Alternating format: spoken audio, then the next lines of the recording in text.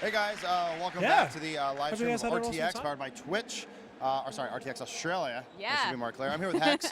We just met for the first time right now. I know, it's very exciting. Cool. We've been hanging out in the room together, but we haven't really said a word. Yeah. I wanted to save the magic for the live stream. It's overwhelming, like Rooster Teeth being here, and you guys like pretty much brought everyone. It's crazy. Everyone was like, yeah, I think we're all going to go to Australia. So I've met a lot of awesome people this weekend. It started small, so like we're part of a smaller group called Funhouse. And as soon as we heard about RTX Australia, we got the email, I believe from Bernie, who was saying, hey, we'd like at least 2 of you to show up. And it was an honor. It was really cool. He said, maybe 4 of you. 5, fuck it. Like, just get everyone to come. So yeah. And has it been good so far? Yeah, it's been overwhelming. We just checked out a RvB panel, and it's really cool when you work at a company that makes so many different things that you can enjoy personally. Yeah. So I just got to sit in the audience, and they were doing like, I don't know if you guys missed it or if you saw any bit of it, but they were doing a live interview with Yang and Ruby. I did see that. That's cool. Cool animation tech from, I think it's Aussie Tech as well. That really cool, like kind of facial. Yeah. It was cool. It's cool surprise for people. I don't think they were expecting that as well. Have you been able to actually go see anything? No. It's a weird thing, right? You're not allowed to enjoy the convention. It's odd. I'm kind of used to it, but I wouldn't mind wearing one of those like animal heads, and I can just run around, do like a loop real quick. Right. Yeah. So your background, though, from my understanding, you work in television, right? Yeah, that's right. So I host a show here in Australia called Good Game on the ABC, which is like a video game review show. Yeah. We've started putting stuff online as well now too. I'm almost positive I've seen it like pop up on Reddit or maybe even Dig back in the day at some point. So it is kind of crazy coming here. But like, what is it like for you seeing like an internet company from a foreign land come here and have a positive reaction? I mean, I think so much, we've seen the gaming industry itself change so much, as the technology has changed. When Good Game sort of first started, it was very much this kind of niche thing that was on the ABC that, someone kind of threw us a bone with right. Sort of putting it out there. And I think now that, so much stuff is being streamed and, Let's Plays are such a big thing now. The culture is changing, and I think we've had to adapt to that as well. We can't just be about television anymore. So we started an online version of our show called Good Game Pocket as well, which airs on YouTube, and also iView, which is kind of like our online streaming service for the ABC. So it's kind of, you got to be flexible, I think.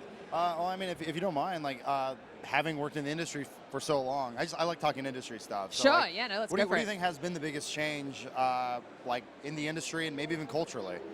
I think just people's access to good internet makes such a massive difference in terms of what they're able to do and what they're able to access, and that kind of connectivity of getting people online and being able to, I suppose, share their gaming experience in a different way than we were used to. You can't. A lot of people just grew up sitting on the couch next to each other, and it's just so different now. Yeah. Yeah. Oh no, it's crazy. I mean, when I first started, I started in television. It was G4. Yeah. And that was so far removed from what it is today, where it was a group of people trying frantically to get into people's homes. Yeah. And not realizing that if they maybe waited 5 years, YouTube would have happened, and then Twitch would have happened, and they would have actually had access to these sorts of people. But like, it was such a struggle that you're right. I mean, the technology barrier was there. It's crazy because, we're a weekly show. It's a half-an-hour program that airs every week. We also have a kids version that we make that's just sort of G and PG rated games that airs separately on the kids network. And it takes us a week to make both of those shows. And in like gaming terms and in the internet's terms, that's like an eternity. A game comes out or news happens a week after. That's crazy. So. But the flip side of that is what we end up putting out is this highly produced, very kind of polished content. We have these gaming experiences that we edit together, and we are able to do kind of field stories that look at things that are happening in the industry or the community and stuff like that. So I still really stand by the product that we put out, but we have a lot of daily online stuff that we put out there to supplement the kind of the main thing, because you've got to be current. No, for 100%. I remember when I was an intern, I would just sit in the back room and watch how they made a review for X-Play. Yeah. And just seeing the process and be like, oh, Adam and Morgan don't play every game. Or wait, they do. Oh wait, but they don't do all the game capture. And oh, they do improv some of their lines. Or like, oh, some of those lines in that review was written by a producer. Yeah. And like, it is kind of like this weird magic that you don't see. But personally, we took a lot of those things that we learned from television production, and we brought it to our workflow. Great. It's just, I think you cut out a lot of red tape. Like, I don't know if you guys have like a standards and practice that you have to go through. Oh, for sure. Yeah, ours yeah, is, yeah. ours Like, is just more a guy. so, if anything, because it's with the ABC. You know, where we're using taxpayer money, so everything is like it has to be done with red tape and some. Yeah, I mean, sometimes we try to put our stuff through like as many eyeballs as we can, but it's typically us sitting in a room with a Chromecast and just shooting the video up and us all watching it and going, oh, I noticed a problem. But like on trips like this, when we're all out, we got one guy at the office who has to watch everything and make sure it works. Yeah. I feel bad for Joel. Well, I think it's interesting too because like, you know, even though it does take us a week to make the show and sometimes, you know, we can't get a game early enough for whatever embargo reasons and stuff like that, the review does go out, you know, a lot later than those reviews would be online. But people still watch it. People will still watch the review even if they've already played and finished the game because just because they want to hear your opinions and they want to, I suppose, match their experiences with yours and kind of start that dialogue. So I found that like especially the last like 5 or so years, I would watch reviews of games that I played just to see what someone else said about it and see if I lined up with them. Yeah, exactly. Because I kind of didn't want to be spoiled. Yeah. I don't know. I think games and like, so I don't know, if you read a movie review, it's typically like, you'll see for like The Revenant, and it's like, it's good.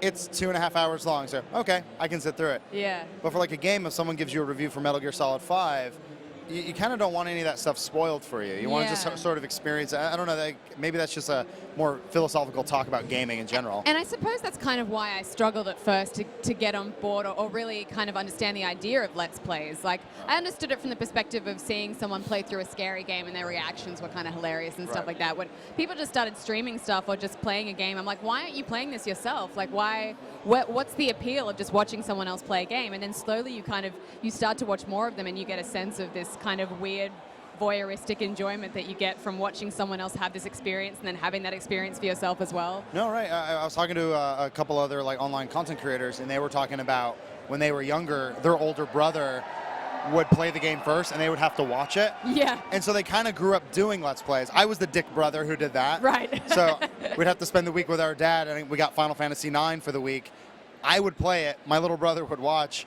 And he's 3 years younger than me. I think he watches more content than I do because he grew up doing that sort of stuff. But we all kind of had that experience in some way. And like to me, that it makes sense. But now we have another generation of people like Jeff's kid, Millie. That's just what she watches. That's how she consumes content. Right. And you kind of form like an online relationship with people. And I mean, we're getting a lot of that too. Where we come here and people are like, oh, I feel like I know you. And it's like, that's weird. Yeah. But I can see how that would be because you are, I mean, I think you give so much of yourself in terms of who you are as a person when you're just kind of sitting around in your house and you're just, you know, letting people into your space and I guess people get that sense of just knowing you really well. Yeah, it's a strange industry, right? It's like rather than being professional or like an actor, be yourself, and people will react to that positively. Definitely. I find it interesting too. Sometimes we get, you know, people approach me on the street or whatever and say, oh my gosh, I love your show. And I'm like, oh, you're a big gamer. And they'll be like, no. And I'm like, really? Oh, yeah? You know, I think some people still find gaming as an industry and as a medium really interesting, and they may not be massive gamers themselves, but because, you know, again, the technology has gotten to a point where it's a very accessible medium. You have games like Until Dawn and stuff like that. Someone who's never played a game before can kind of pick that up, and it's very cinematic, and they can get involved. Or that was one of those games. I think you know, one person can play that on a couch, and there'll be like 3 other people sitting around them, just being like, "Oh my gosh, don't follow the noise, follow the footprints." Like, well, that's a cool thing, though, right? I mean, I think we're about the same age. So, like, I'm turning 31 soon, and like I've seen this industry change so much growing up in it. That now we're at a convention that's kind of loosely based around gaming. It started with a show that was like 2 Spartans bobbing their heads, you know? But now it's so much more than that. There's like an anime and guys like Rocket Jumper here, and like seeing Freddy just walk around where it's like, it's video game-esque. But then you're talking about games like Until Dawn where it's diversified so much that gaming isn't so, like, it's not a single-minded thing. Yeah. It's become such a cultural thing and such an accepted thing that it's like, it's just kind of life. I know, and it's really exciting for me because I've spent so much of my career, I suppose, talking to people who aren't really so across this industry trying to explain and justify what I do for a living. And I'm really looking forward to the day where I can just say what I do and people are like, oh, that's cool. Not like, really? So you do what exactly? It was always hard with my grandparents, and as the industry got bigger, they started to understand it. I said, have you seen PewDiePie? It's like that, but not. Yeah. They're like, oh, I've seen him. How do you make money on YouTube? And like, well, they have ads. Do you make the ads? I don't make the ads. YouTube makes the ad. How does YouTube make ads? I don't know. It's some sort of business structure. And actually, it's like ever since we joined Rooster Teeth, it made it a lot easier to kind of explain. We're like, oh, we have a website, and it's a business. And YouTube's a billboard that we use, and we put all our stuff there. But we also stream and we do this. So I don't know. I mean, are you finding it's getting at least easier to explain to people in some way? Yeah. Well, I mean, the fact that that the television aspect kind of makes it more digestible for people. Well, you get to say that. You get to say I'm on TV. Yeah. I get to say I'm on your laptop or your phone. But it's more just like, I suppose, when I accept deliveries at home or whatever, and like I get the same delivery guy that comes to my house a lot, and I'm always like in my PJs playing video games, and I often wonder, like, this guy is like, what does this chick do for a living? Like, she's just always in here playing games. Like, it's my job. I have a job. Yeah. I mean, you sometimes you look and smell like a homeless person. That's right. Yeah. That's just because we love what we do. Pitfalls. Yeah. So this is our last day, though. I was going to ask, is there anything you actually do want to see or you want to do, if you can? Yeah, I really want to see the editing panel. I think that's at 1:30. I think that'll be really cool. It's got Freddie Wong and a few other people on there. Sort of like editing and machinima, stuff like that. I think that'll be really cool. I do want to let you guys know that coming up next with the Red vs. Blue panel, that's going to be with Joel, Caboose, Gus, whoever he plays, Bernie, that guy, and Matt. Honestly, I mean, to be 100% honest, like, that's how I got into Rooster Teeth, was Red vs. Blue. Right. And it really freaking sucks that I can't see these guys. I get to hang out with them backstage, but I really want to see all the dudes do their thing. I don't know. I'm getting a little emotional. No, Pitfalls. I'm sweating. Yeah. I'm just trying to pretend it's tears, but it's really freaking cool. So, I guess we're gonna throw that. But God, I want to go to the editing panel. I ran into Chris in the bathroom, and he talked about it. Yeah, that's a weird story. It looks awesome. No, I don't know if you do any editing yourself. Or I've anything. just started. Yeah. It's one of my all-time favorite pastimes. So it's like just one of those things I always want to do. All right, we're throwing to the guys. Check it out. I wish I could go see it myself. Enjoy. Hello, Sydney. That's always good for like a cheap cheer. Like, hey, everyone doing good? Don't say New Zealand by accident. I learned that yesterday. Did you really? Did you say you're happy to be here in New Zealand? Is that what you did? I said don't do it by accident. Yeah, because that doesn't go over so well, except for the first row. She's apologizing now. So thanks for everyone for coming out to the Red vs. Blue panel. Red versus Blue. The series that started it all. It started a revolution. It did. It directly led to the rise of online video. No one. You're taking credit for the whole thing now? I'm taking credit for the whole thing now. Yeah. Sure. I think we should do that because we do a lot of interviews where people call us YouTubers and we say, well, actually, we were doing online video before YouTube, but we never actually take credit for YouTube. So I think this panel, we started YouTube. Yeah. I'm waiting for the royalty check. It's ours. Actually, Matt, that'll be our place in history, is that we could have been the guys who invented YouTube, but didn't. I know. We were pre-YouTube and pre-Facebook. There's like collectively like $1 trillion we didn't claim. I remember when years ago, it was still really early in the company. It might have been 2005 or so. We were still in the Buda department, in the Buda office, and Facebook turned down the $2 billion acquisition offer from Yahoo. Right. And I said, we should write a press release right now. We have a social network. That's right. We have a social media website. We should make a press release right now saying Yahoo can buy us for $2 billion. And I think we wrote it and released it. Yeah. And then they bought Tumblr. I mean, come on. It's funny you say that because I guess there's a Tumblr crowd. I should have done that. Because it's Tumblr, really like New Zealand, yay! No. It's like the history of I got one. I got just one. I'm sorry, what happened? So much screaming. And you're so close. I was waiting for Joel to say whatever he's going to say, but recently Sony said that they should have the trademark for the words "Let's Play" for whatever reason. And the other thing that they didn't tell you is that they were going to install a virus into the words "Let's Play." And so when you used it and bought your laptop, you would have a virus that would automatically download Sony products. And so that's a real thing, right? Right after that, though, if you watch or make a Let's Play, if Sony had the trademark, they would automatically just give your credit card information out to the entire world, right? But I went to I went to Matt and Ezra, the president of Fullscreen, after that thing hit the news, and I said, can we file a trademark request tomorrow for Sony or for the Rooster Teeth playing station? So we're actually, the legal department is looking at it right now. We're probably going to file a trademark for Sony. Just because I guess you can just do that. You can just file a trademark for anything that you want to. We're really looking Trademark. forward to releasing the PS5 next winter. It'll be awesome. We hope you'll all buy it. And YouTube too. But the thing about like when we're doing Laser Team, which is now our most recent project, even when we do interviews, and there's been a lot of them we've been doing at RTX, like behind the scenes. Gus, you're right. It's like even after all these years, they refer to us as the people that you know from Red vs. Blue, Right. even though we have like 40 or 50 other productions. So let me just ask all of you, how many of you first discovered Rooster Teeth through Red vs. Blue? Well, this is a stacked deck. This is the Red versus Blue panel. Yeah, and how many of you discovered Rooster Teeth from one of our other popular shows, like how many from On the Spot? All the hands went down. How did John Reisinger? How many people? How did you get here? He must be from New Zealand. All right. That's the one. I'm gonna drop that line of jokes. It's not going over. So John isn't here, but I'll be sure to text him and let him know, John, your show sucks. And Who was it? It was you in the gray shirt who raised your hand, right? Or who? Nobody? All right. He's not even. They were all raising their hands. Like some people were raising their hands. When I said through other Rooster Teeth shows, people started to put their hands up. Like popular ones, like On the Spot, and everyone, oh no, that's not, no. But it's funny because Matt, every Monday at the company, which is now how many people, Matt? 150. 150 people at the company.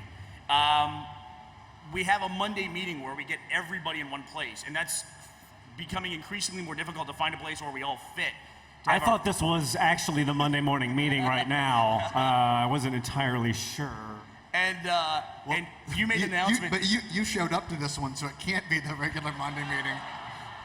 I am there. I am in the back. I'm telling you, I can't fight my way through all the freaking people. It's not a joke. I think you should just crowd surf at the Monday meeting.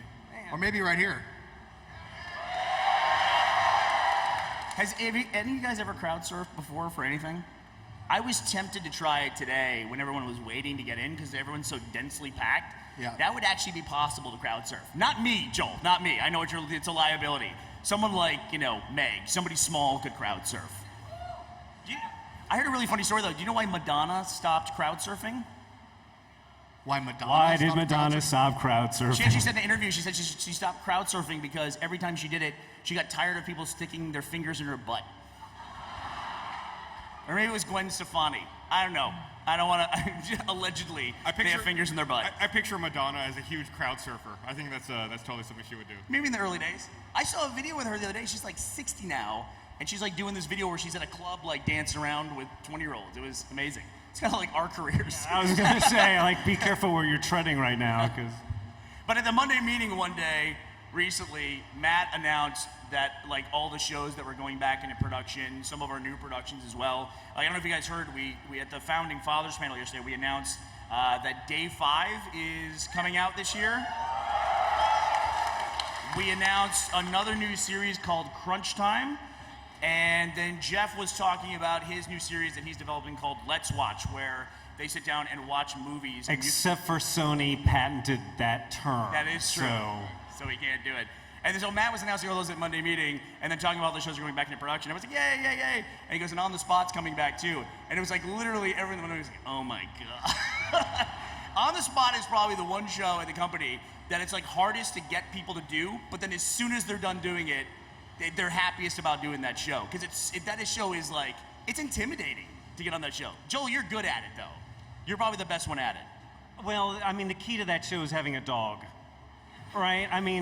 Listen, isn't it time that we had a cooking show that was hosted by a dog? Did you say a cooking show? A cooking show. Don't we want to see a cooking show hosted by a Shiba Inu? That exists. Have you not seen it? Oh, fucking goddamn internet. There's a Japanese YouTube channel that's a cooking show hosted. Actually, I take it back. So it's a YouTube channel with. Don't tell the audience this, Gus. Cooking show hosted by a dog. But Guy Fieri actually a schnauzer? Is that what you're getting at? The dog left the show. It's like, how does that happen? The dog left and started another show, And Travel show. I think it is a travel show, actually. Yeah.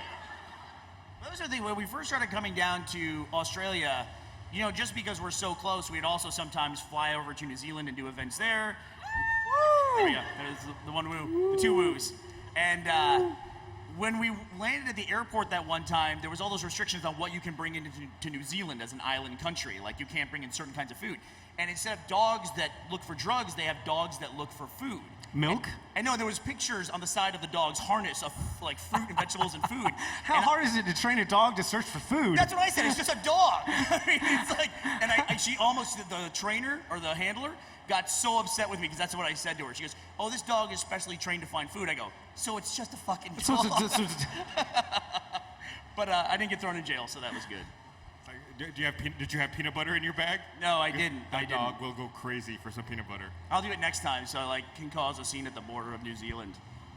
So one of the weird things about this being the Red versus Blue panel is that, you know, of all the people we brought down to RTX Australia, this is the group that actually we tend to work on Red versus Blue the least now. So this is more of a cast panel, whereas in the past we were the guys that were always producing it.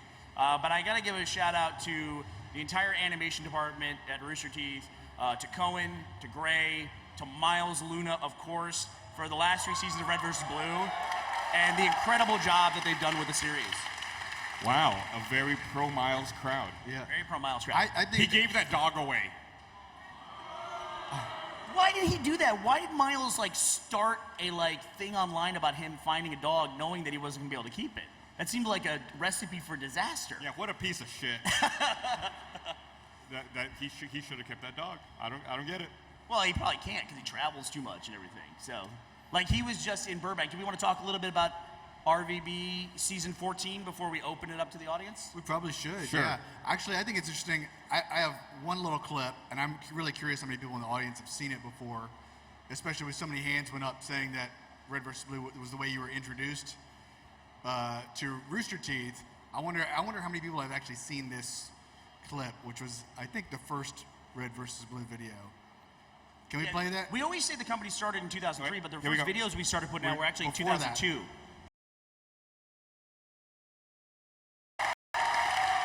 So, how many people had seen that before?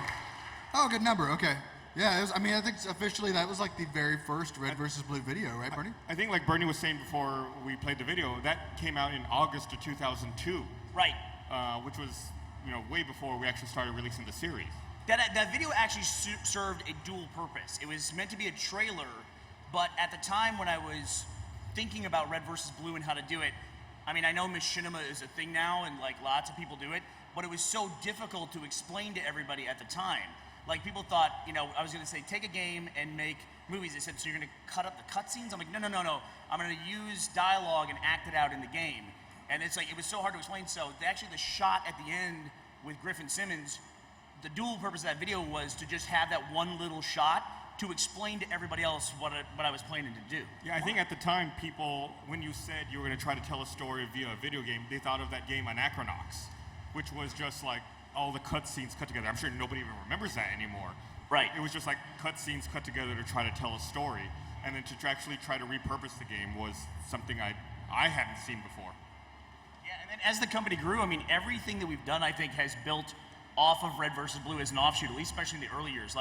The live action department came out of us wanting to make comedy videos, but that weren't animation, so we started making shorts, and then we were doing video game stuff that was narrative, and we wanted to do video game stuff that was more personality driven, and that's where Achievement Hunter came from. I actually think that there was a lot of talk in the early days that machinima was going to be this art form, and we were going to see tons of machinima projects that became, huge hits. And I think what happened was that never really materialized.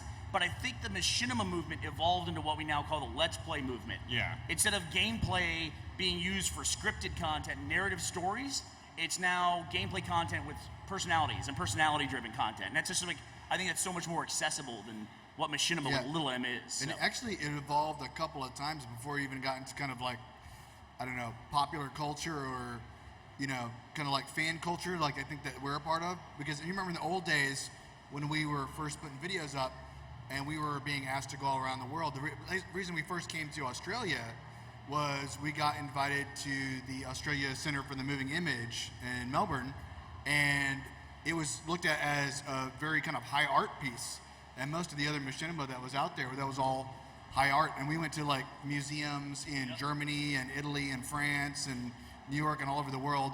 And it wasn't to demonstrate machinima and Red versus Blue as comedy. It was really talking about it as art. Yeah, they always refer to There's nothing like going to a German panel and showing like a bunch of like older German people some Red versus Blue. Like you show them a video and you're like,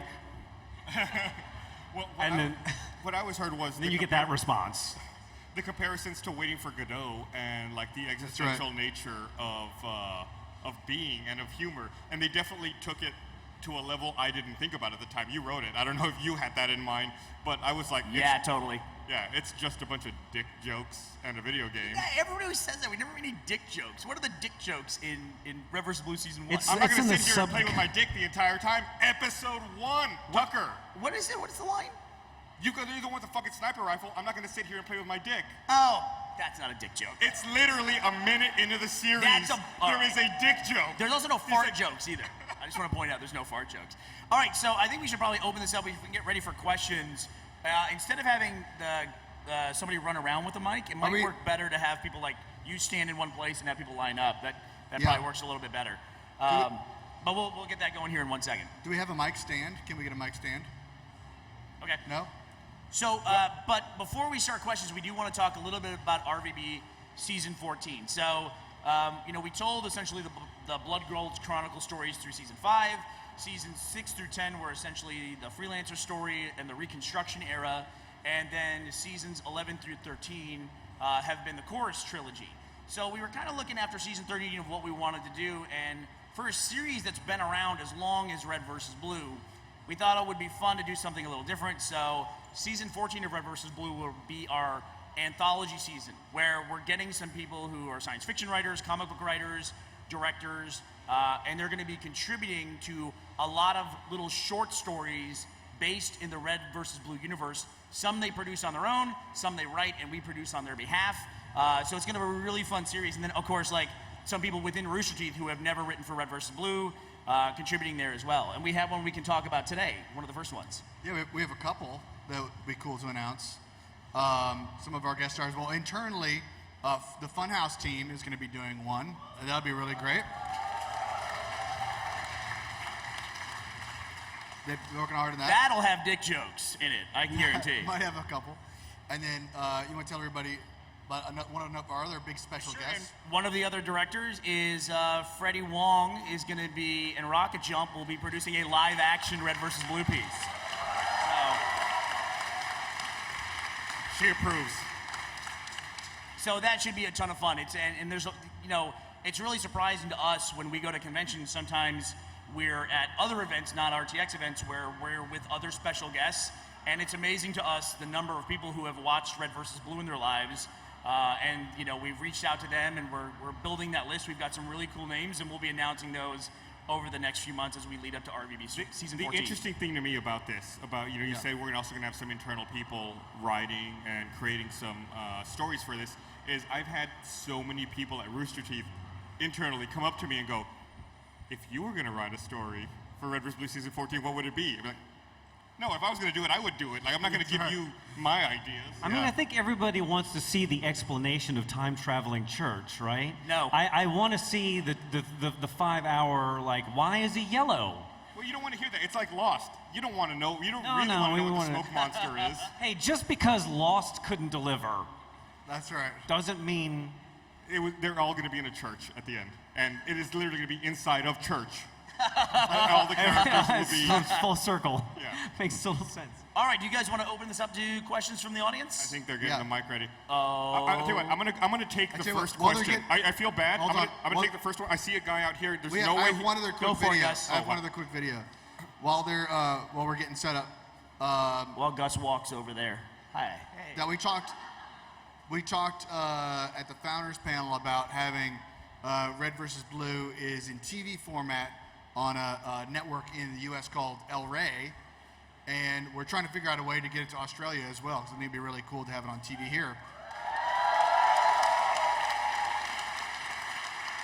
And we cut together some different. We spent a lot of time trying to figure out how to put the episodes together where they would work in TV format, and we made some cool intros. And we have one of the intros for the TV format. I just wanted you guys to be able to see it.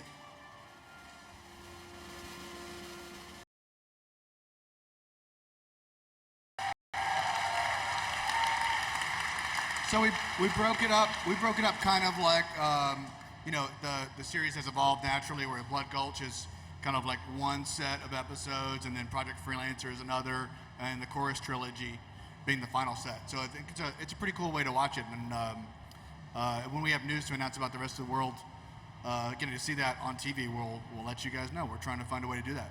I mean, Red vs. Blue is such a crazy series because, at 13 seasons now going into 14, I mean, there's very, very few programs in any form of media that have reached that level of have run for that long. So it's weird to think that in season 13 of the show, that's when it made its way to television. There's been a couple of times when we had an opportunity to put Red vs. Blue on television in the past, and it just didn't make any sense because when we were going to move to TV, they wanted us to shut down our entire web business. And it was like, we're not going to do that because TV didn't you guys get a lot of credit because there were a lot of people at the doorstep very early on. I mean, some big name people, who were approaching, and it would have killed the series. It wouldn't have had the duration and the reach that it's had. So it is tempting, right, to immediately jump in when you get that offer, right? Yeah, I mean, that's a lot of credit, to not sort of cashing in, Yeah, it's crazy to think if we put Red vs. Blue, say on TV, season 2 or 3 of the show, it probably would have run 1 or 2 seasons on TV, been canceled. I mean, I don't even know what a cycle on MTV is at this point. I mean, is it literally 10 minutes? Here's the show. It's 10 minutes. Next thing. You're literally going to show, you put a show on MTV and halfway through the show, there's a new show. It runs for a week at midnight or something like that. All right, Gus, we ready with our question over here? This better be a good question because I have not been in front of camera for a while. And I require my camera time. All right, so what's your question, man? Hello, what would be your greatest individual accomplishment in the entire Red vs. Blue seasons? Greatest individual accomplishment in the entire Red vs. Blue seasons. Oh, hey, I got a camera. Turning What's up, guys? Gus into a known actor. I would have never... My greatest accomplishment, if it ever happened, would be being on the cover of a Red vs. Blue DVD. That'll never happen. So Simmons has never been, although I think we broke that streak in season 13. Yeah, you are correct. You're on it now. So up through season 12, Simmons had never been on a DVD cover. And he complained about it. He complained about it every year. And then there was we worked with a company that distributed our DVDs, and I made a point of one year really featuring Simmons prominently on the cover, and I sent it off to this distribution company and said, "This is what we're thinking for the cover. What do you guys think?" And they were like, "Yeah, it's pretty cool." We made a couple changes, and they sent it back, and they'd taken Simmons off. I mean, well, the one exception is the season 4 DVD. That's true. Simmons is on the cover, but he's blue. It's Trader Simmons. Trader Simmons. You're fine, Gus. My favorite story of Gus being excluded was one of the early big success stories for us was in 2005, they put us on the front cover of the Wall Street Journal. And the interviewer came down for 3 or 4 days, and Gus picked this guy up from the airport, drove him back and forth to his hotel, took him out for all of his meals and everything, and then when the article came out, it mentioned everybody in the company except for Gus in the whole thing. And when you say everyone in the company, there were 5 or 6 of us. It's not like it was an oversight. It's not like 150 of us. He forgot 20% of the company. He had 3 paragraphs on how Jason likes to play guitar, but he didn't mention it. The interview would cover anecdotes about the company right up until the point where they included Gus, and then he'd stop it. I have his face wallpapered all over my bedroom. It's like a scene out of 7. I have books filled with his name. I'm not going to forget. All right, so if anybody has any questions, if you want to come line up here, we'll be happy to answer your questions about Red vs. Blue. Look at this orderly. Nobody's rushing or anything. All right? If, God forbid, you guys were fired or quit or Rooster fell apart, what do you think you'd do as jobs after this? How is it possible he's 4 feet away from me and I can't hear what he's saying? I think if it wasn't for this, what would we have for Yeah, jobs? if you left Rooster Teeth now or something, what would you do as a job afterwards? Oh, I would still be successful. Well, we saw that trailer. It Everybody- didn't have any names other than created by Bernie Burns. Oh no, that was the intro for the TV show. That was the TV show one. So I've started putting my name on things like far after the fact. Would that be your new career, just putting your name on stuff? Dude, you listen, over the history of my career, the one consistent thing is how bad I am at naming things. I mean, the fact that we named the company Rooster Teeth, that was off of the trailer because we put it out before the first episode of RvB. The cockbite became like the first catchphrase for the audience. And so I thought, oh, that'd be a funny like callback to our early audience. We'll name the company Cockbite Productions. And the state of Texas goes, you're not gonna name a company Cockbite. So I go, oh, we'll do Rooster Teeth. Ha ha ha. Shit. So, but I met someone a little earlier here in the hall, and he said that Rooster Teeth had inspired him to create content and make his own, production stuff, and that I think he said he wanted to name his company Muffin Brain. I said, listen. Yeah, listen. Muffins, I heard him yell. I said, we've been doing this for 13 years. The biggest regret I have is calling the company Rooster Teeth. Yep. So make sure if you pick a name, you're gonna be happy saying that name for 13 years. It's like you're on the phone with somebody like, yeah, what's your email address? My email address is, gus@roosterteeth.com. Uh-huh. Yeah, rooster like the bird. Yeah, right. Uh-huh. Yeah, rooster, yeah. Teeth. Teeth. Yeah, like in your mouth. Yeah, teeth. Yeah, .com. It's like, it takes forever. We should have picked something else. No, I mean, no, but it's like one of those things where brands, after a while, they just you kind of lose sight of what they mean. Like, when I think of like Target at the store, or like Amazon's a great example. You don't think of a river or like an ancient female warrior when you think of Amazon and order books from them, you know? I'm just glad that we learned our lesson and didn't release like, I don't know, like a big movie with a stupid name. What? With an intentional misspelling in it. What? That would be a dumb thing to do. If you could go back, if you could pick any name, what would it be? Bernie Burns Productions. Yeah, next question. What? We didn't even answer his question. What was your question? What would we do if we left Rooster Teeth right now? I had a very funny answer to his question. What would you be doing, Gus? Maybe we should answer for each other. What would Gus be doing? Oh, Joel, well, I have an answer for myself. Gus would be the funniest guy working at Best Buy. That's what I think. That's what Gus would be doing. No, I totally. Hopefully, second funniest is what I'd give myself. I don't know if I could be funniest. I would work at the Wall Street Journal where I would write articles about Best Buy and leave Gus out of them. I think I could see you moving to LA. I could see you doing some writing stuff. Me? Yeah. Yeah, but I mean, I had a tech job at the time. I probably would have stayed in the tech industry at that point in Oh, time. no, I think he means now. What? Oh, now? Oh, you Yeah. mean if we stop now, what we do? Wait, he's shaking his head. Do you mean if we I don't know that if we've spent a disproportionate amount of time on this one particular question. Spent answering one question. What is your? Let's do a. Do you have an answer? Did you answer? I'd be at some other convention somewhere else. What's your question? You actually asked Bernie my question, so I'm Oh, gonna make another fuck, one. sorry. I got it. It's fine. Have you ever personally come to Bernie? Have you ever had issues handing off the series of Red versus Blue to other producers, other writers, because you were so close to it? Like everyone here was so close to it, making it in the early years. So have you did- ever I had thought his issues like question handing off to stopped other at, writers? have you ever or- had You're just going to talk getting over your off? question. What? I thought his question stopped at, have you ever had issues getting off? There's a long pause there. That's a totally different panel. So have I ever had the issues moving off of Red versus Yeah, Blue? well, like giving it to other writers, because you were so close. Everyone here was so close with it in the Yeah. early years. Yeah. Have you had problems rolling off? Sure. Thanks, guys. So the question was, have I had any problems moving off of Red versus Blue because I'm the most talented person that works at the company? There's no one to leave it to? Exactly, Okay. obviously. Okay. I understood your question. Yeah. So yes. Have I had fucking problems trying to convince the rest of the world that I'm not fucking caboose? Yes, I have had that problem. Joel does. Jesus. It is a concern of the company, especially for those of us who like to work in scripted and narrative content. There is a kind of dance that we do where we have a lot of personality content. Like Joel is enormously popular every time he comes on the podcast, every time he goes on the spot. But Joel appearing as Joel does make it a little hard for Joel the actor to like then go out and be, a character that nobody's seen before. I had this old model fucking decision that I made early on, which made no fucking sense whatsoever, where it was like, I just want to play roles. I don't ever want anyone to know who I am, and because that would be fucking disastrous, I promise you. And so it's like I've been trying to hide, just trying to play roles, and that didn't fucking work at all.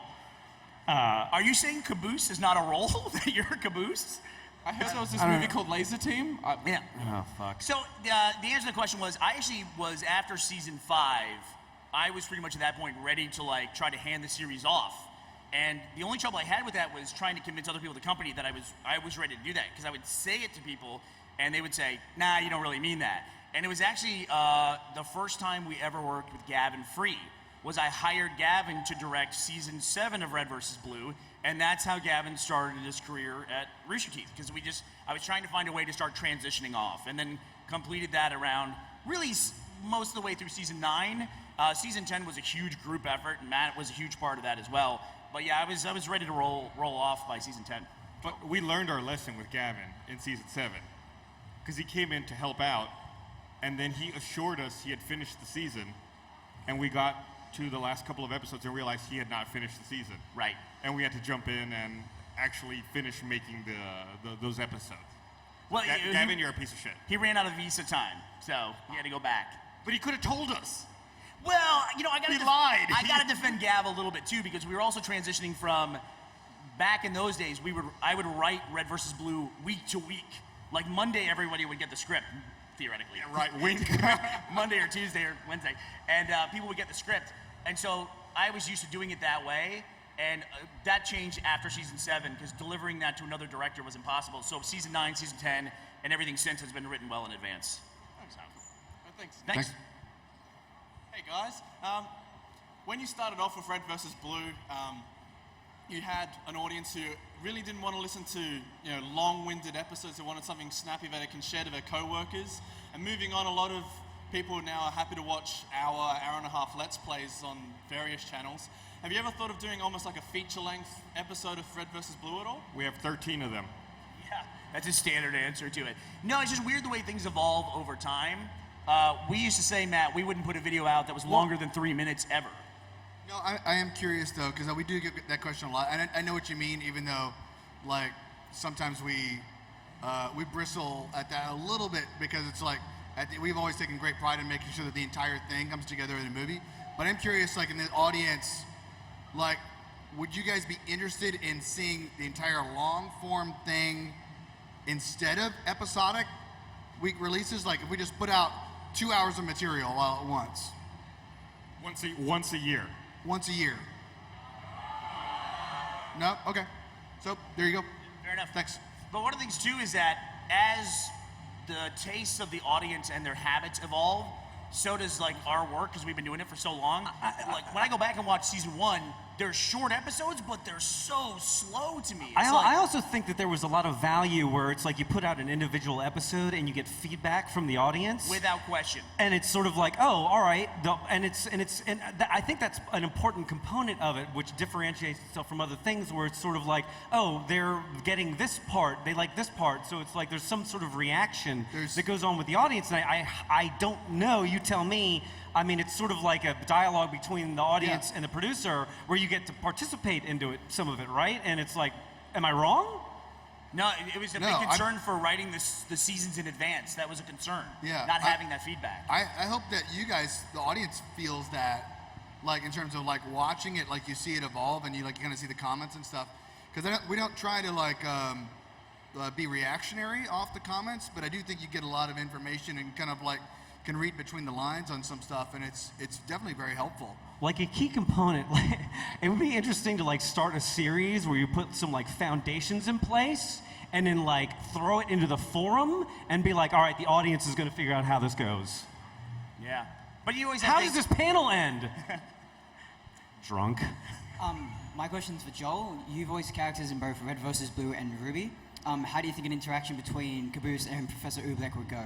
I hear this guy way better than everyone else. Yeah, you're very articulate. Yeah, you're like the only one I understood. That would be, I don't know if that would be like a contextual, confusing thing for the audience. Professor I don't know how that would Cabooselick? I don't know. That would be a weird thing. I don't know. Well, let's talk about it later. We'll get together. We'll have coffee. Thanks. I think if you had Professor Oobleck and Caboose in the same room and they were the same person, it would even out their talking speed and they'd just be normal Joel. So my question is, one of my favorites... Come on, who hasn't thought about that? So my favorite scene, probably by far, would be the training room scene where Tex kicks the crap out of Washington and Maine, because I mean, it's fucking awesome, right? So out of all the characters that you guys have put together over the years, which ones would you like to see go toe-to-toe or already have done? What characters would we like to see go toe-to-toe? Gus and Bernie. It's a joke. You already went toe-to-toe on that phone thing 4 years ago, and then what thing? And then you kissed. What did we kissed? You I did never kiss. kissed Gus. Yes, you did. I never No, kissed Gus. I kissed Jeff during a CNN interview. You Did did? you? Yeah, and, like it was. Was that before or after the fingernails thing that you found out about? It was after. So You yeah, have to go to the other panels to get the jokes. There was a video, The History of Red vs. Blue, where I went in to kiss Jeff and then slapped him as hard as I could. So that's the closest I've come to kissing either one of you guys. So I also did hold Jeff's hand when I had a wet dream on a plane. That's unfortunate. We did it. Jeff and I did an interview for CNN back when we were in the Congress studio, and we filmed it on the couch. You know, we had the TV and the couch there, and we ended it by just turning and looking at each other and just like full-on open-mouth kissing. And they cut the interview like right then. The moment we looked at each other and then leaned in. That was before Anderson was there, right? Yeah. And they cut right at that moment. It's like Wolf Blitzer was blushing. Yeah, so I got Hep C for nothing. Hey, thanks. Hi. When did you first think about the idea of Project Freelancer and like how that story developed from like splitting the Epsilon fragments and everything? Like what season was that? It was actually a gentleman who used to work for us named Nathan Zellner, who some of you might remember. Very tall, quiet gentleman. It was after season 5, and you know, at that point in time, we were thinking about where could the series go, what do we do with the franchise as a whole, and I had written all this backstory for the Tex character, and I had layered all that in with like Wyoming and like what was motivating all that, and there were these other freelancers as well, and what that was like, and he just said very clearly, we were at lunch, and he goes, you know, you've written all this stuff, he goes, but I don't think the audience knows about any of that. You should probably find a way to put that out there. And so then it was from that, I started working on the script for Reconstruction, and it's still to this day, that's my favorite season of Red vs. Blue, is season 6, Reconstruction. I just love that season. So it was all thanks to Nathan convincing us to do it. You know, also, we didn't answer the guy's question. Characters we'd like to see go toe-to-toe. I would love to see the meta fight Felix and Locust. I think that would be fantastic. Oh, like yeah. You could do like a Suicide Squad type thing where you have them all work together on a big caper. Yeah. I was just wondering, wow, that's loud. Have you guys ever thought about giving your character to someone else and just letting them play for it? If that makes sense? No, like handing your character off? What, you mean as actors? Yeah. So would we ever hand off the roles to somebody else? Yeah, actually, the person at the company who could probably do just about any role is Miles Luna, because when you're in the booth, he can act against you. He can do Sarge, and Caboose is the hardest, but he can get close enough on Caboose where it's really impressive. I think Miles is spying on Matt. It's unbelievable. You will get into the booth, and Miles will jump on the microphone, and it's like, is Matt here? I usually just tell Miles, go ahead and do it for me, and I'll just take credit for it. Yeah, he will act. He will do the sides. How he will do every how character do you you're know acting one against. already hasn't happened? So it has happened once. Red versus Blue conspiracy. It It did has happen happened once. once. Jason's brother had to do the voice of Tucker in a season 1 episode because there was a power outage and Jason could not do his own line. It's I couldn't hear you over the sound of your Constantine killing. That is Nick that did that line and not Jason. Right. So it has happened once before in the past. Yeah. I was just wondering, is that a tattoo on your pinky? It is. It's an infinity sign and an E for my wife Esther. Thank you. It used to be a white. It used to be a white tattoo. It used to be a white tattoo, right? And then you went over it in black? It used to be white. She has one with a G, but the white ink did not take on her pinky. It rejected it, so she had to get it black, so I got mine black as well, just for You gotta have solidarity. it matching. Okay. Hi guys, big fan of the show. My question is, what's your favorite part about voicing your characters? What's our You have favorite? one. Making everybody in the sound booth angry for taking so long. His voice sessions are like twice or 3 times as long as everybody else. It usually starts with, oh, Matt, do a couple funny ad-libs. And then I keep going and they get less and less funny, but I just keep going. And then they're in there going, oh, dear God, make it stop. So, I don't know. That's a lot of fun. I mean, for me, there were a couple of times where there were some ad-libs, and it's the ad-libs that don't get used or ever see the light of day. And I remember one time Caboose was having a conversation with Tex over the radio, and Tex kept like bothering Caboose because he wasn't moving fast enough. And Joel thought it would be funny if Caboose had a moment where Caboose decided he was going to lose it with Tex. And that audio has never seen the light of day, but it's funny. You want to do it here? Funny. I didn't think we might get kicked out. Yeah, my least favorite part of playing church is it permanently ruined my voice. And that if I have to do anything where I have to raise my voice, and everyone in the company is aware of it, I lose my voice in about 5 minutes now. And Although I think immersion played a big part in that too. It's now a strategy at the company. Yeah, so they have to get me in and out of the booth. There was a period when we were doing those early immersions, and you had like a bunch of screaming lines as church. And I want to say it was the one where we had the sniper episode. It was, where we were out in the middle and of it was the... like 1 week where you were screaming nonstop, and then you've just never been the same since then. I think for me, going to the booth made me realize that I have a speech impediment that I never knew I had. And it's like, oh, I can't say that word. Or, oh, those words are weird for me to say. It's really difficult for What's them. a word that's hard for you to say? Every time I do audio, I realize something like, oh, I don't say that word right. Or, oh. It's compliments, isn't it? I need to work on that. Please, thank you, you're welcome. You're a good Gus person. struggles with all of these speech impediments on a daily basis.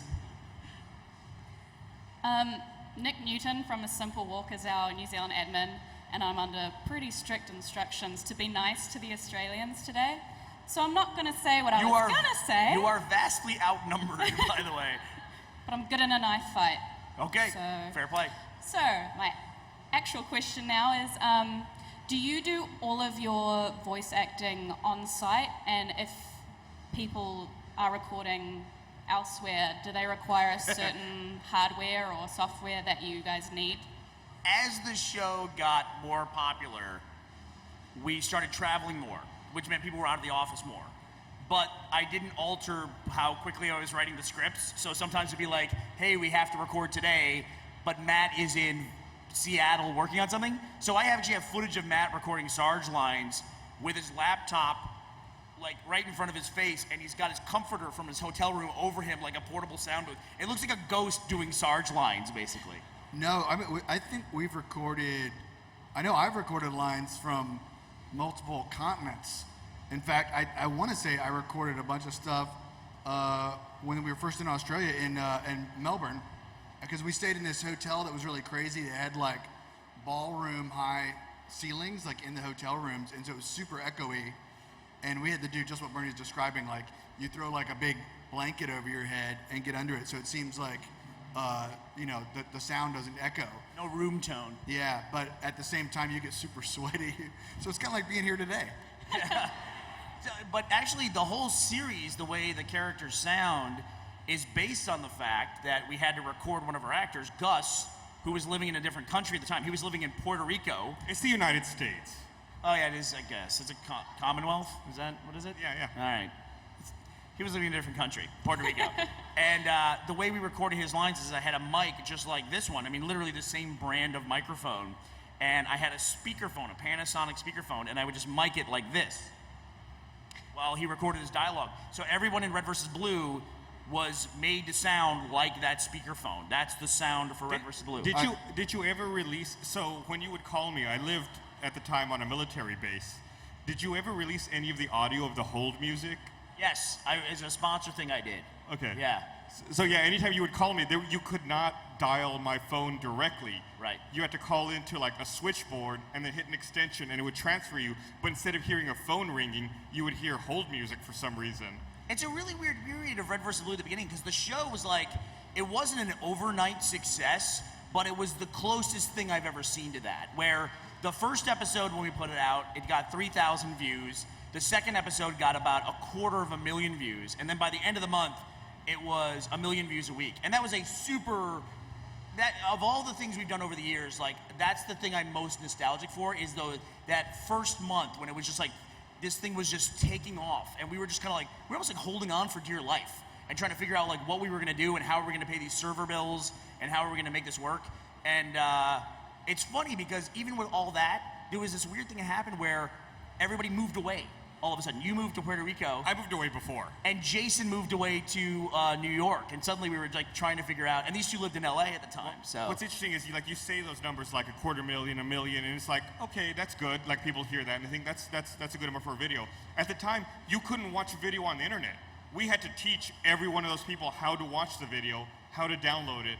So it was a much higher barrier to entry. Couldn't play a video in a web browser. And I think most of the views in the early days too were not even online, but whoever had the fastest internet connection would download a video and then burn it to CDs for their friends and pass them out at school or college or at work or wherever. I met somebody in line earlier today who was telling me that that's how they first experienced Red vs. Blue, and it's amazing how many just burned CDs from the old days are out there floating around that have, the original episodes of Red vs. Blue. And lots of viruses on those. That's right. Thanks, Sony. It is impossible for us to estimate how many times the first episode of Red vs. Blue has been watched. It's impossible. Those servers are gone. Those logs are plus long people gone. would download it and just hand it to their friends. Yeah. So many people got it that way. Is So- there anybody who saw Red vs. Blue the first time because somebody handed them like a CD with burned episodes, or they saw it in person like at a party or something like that? Yeah, it's crazy. Old. So we're really short on time. We only have like 2 or 3 minutes left. Do you want to start doing lightning round? Joel? I don't know. We'll do one more and then we'll do lightning round. I don't know. Lightning round. Lightning round. Lightning round. So Lightning round. You guys know how the lightning round works? You ask questions really fast and we answer them really fast. It's real simple. Favorite and least favorite things to do. Both are Joel Heyman. Favorite and least favorite. Go. Red vs. Blue plot hole. Why did Vic send a text to the Blues in season 1? Because I wrote it and told them to. Who would win in a beard off between the 4 of you? Oh, me. In a what? Beard off. Gus. Like beard going competition. Right here. Okay. I'm getting Move. closer for this. New South Wales thinks they can play football. Can Matt please say, "Damn you, dirty Blues"? Damn you, dirty Blues! It's funny because that's the first question of the entire panel that we got right. Were there any jokes or storylines that you had a veto, especially after you handed control off? Only the funny ones. So when Doyle... Get closer, closer. When Doyle was blown up by the explosion, did he go through time? When Doyle was blown up? Yeah. That's in seasons 11 through 13. I haven't watched those yet. Thank you. Okay. Will we ever expect a 50 Shades of Caboose? Do you want that? Is that something you want? Wow. Let's alienate our parents. No, here we go. Yeah. It's an opportunity for a season 14 storyline, Joel. Fuck it, let's do it. I'm not... A Caboose sex tape seems like it would be illegal. Like that would violate some kind of law. Best line made by someone other than your character.